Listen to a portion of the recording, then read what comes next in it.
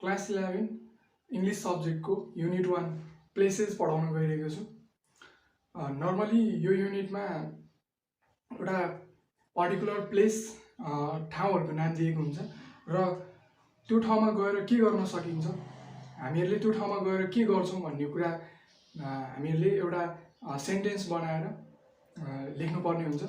त्यो सेन्टेन्स बनाउने एउटा स्ट्रक्चर छ, इजी फर्मेट छ। फर्मेट बुझ्नुभन्दा अगाडि पहिला क्वेसन कसरी आउँछ, इक्जाममा क्वेसनको फर्मेट कस्तो हुन्छ त्यो कुरा बुझौँ।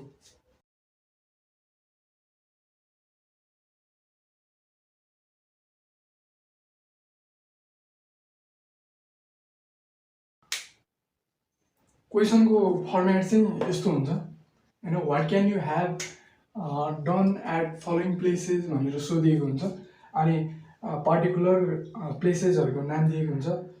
For example dentist, opticians, hair dressers, mechanics, अझै अरू पर्टिकुलर एरियाहरू, पर्टिकुलर प्लेसहरू पनि छ। त्यो मैले लेखिनँ, अहिलेलाई यति मात्रै लिउँ। यसरी पर्टिकुलर प्लेसहरूको नाम दिएर त्यो ठाउँमा गएर के गर्न सकिन्छ, त्यहाँ गएर के गर्ने हो भन्ने कुराको विषयमा हामीहरूले एउटा सेन्टेन्समा लेख्ने हो। एउटा सेन्टेन्स चाहिँ एउटा स्ट्रक्चरमा आधारित भएर बनाउने हो। त्यो स्ट्रक्चर भन्ने चाहिँ इजी छ। Subject plus can have plus object plus verb 3। यो चाहिँ स्ट्रक्चर हो। Subject plus can have plus object plus verb 3। यहाँ क्वेसन पढ्ने हो भने what can you have done at following places भनेर सोधेको छ। दिएको ठाउँहरूमा गएर तिमी के गर्न सक्छौ भनेर सोधेको हो। जस्तो कि डेन्टिस्टकोमा हामीहरू गएर के गर्न सकिन्छ, जस्तो कि दाँत सम्बन्धी उपचार गर्न सक्छौँ। अनि त्यसै गरी अप्टिसियन्सकोमा आँखा सम्बन्धी उपचार गर्न सक्छौँ। Then hairdressers, hair colour, hair change हैन, अनि हेयर कटिङ गर्न पनि जान्छौँ हामीहरू। अनि मेकानिक्सकोमा के गर्न जान्छौँ, मेकानिक्सकोमा हामीहरूको बाइक हैन, हामीहरूको भेहिकलहरू रिपेयर बनाउन जान्छौँ नि। हो त्यो कुरालाई चाहिँ हामीले यो फर्मेटमा आधारित भएर यो फर्मेट अनुसार बनाएर लेख्ने हो। इजी छ फर्मेट। क्वेसन चाहिँ हामीहरूलाई गरिएको हो, त्यसैले गर्दाखेरि सब्जेक्ट चाहिँ म हुन्छ क्या। जस्तो कि एन्सर दिँदाखेरि कसैले सोध्यो, फर इक्जाम्पल कसैले सोध्यो डेन्टिस्टकोमा गएर के गर्छौ तिमी, म मेरो दाँत उपचार गर्नको लागि जान लाग्यो हो, त्यसरी एन्सर दिइरहेको हुन्छ नि हामीले। त्यसैले गर्दाखेरि म चाहिँ सब्जेक्ट हुन्छ। सो त्यही आधारमा हामीहरू एन्सर दिन्छौँ।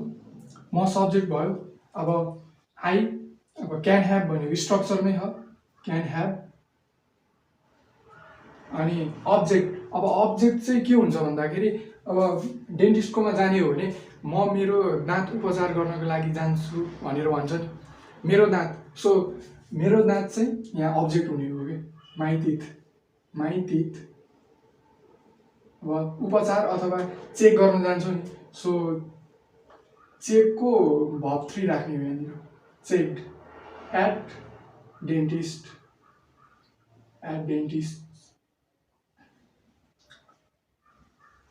अप्सनल हो, कम्पलसरी होइन। I can have my teeth check भनेर यतिसम्म लेख्न पनि सकिन्छ। एट डेन्टिस्ट लेखे पनि हुन्छ, नलेखे पनि हुन्छ। त्यसै गरेर अप्टिसियन्स होइन, अप्टिसियन्सकोमा आँखा चेक गर्नको लागि, आँखा जाँच गर्नको लागि जान्छ भनेर लेख्नु पऱ्यो भने अब स्ट्रक्चर यही छ। आई क्यान ह्याभ हो प्लस माई आइज, मेरो आँखा हुन्छ नि, मेरो आँखा चाहिँ यहाँनिर अब्जेक्ट हुन्छ। I can have my eyes checked at opticians भनेर लेखे पनि हुन्छ। मैले भनिसकेँ अप्टिसियन्स यो प्लेसेस चाहिँ अप्सनल हो, लेखे पनि हुन्छ, नलेखे पनि हुन्छ। यतिसम्म चाहिँ लेख्नु पऱ्यो। यहाँ पनि हेयर ड्रेसरकोमा आई क्यान ह्याभ, अब माई हेयर हुन्छ। हेयर ड्रेसरकोमा हामीहरू कपाल कटाउन होइन, कपालमा कलर गर्न, कपालको स्टाइल चेन्ज गर्न जान्छौँ नि। सो हेयर कलर भर्ब 3 मा राख्नुपर्ने हुन्छ स्ट्रक्चर अनुसार। अनि मेकानिक्सकोमा के गर्नु जस्तो कि I can have my bike repair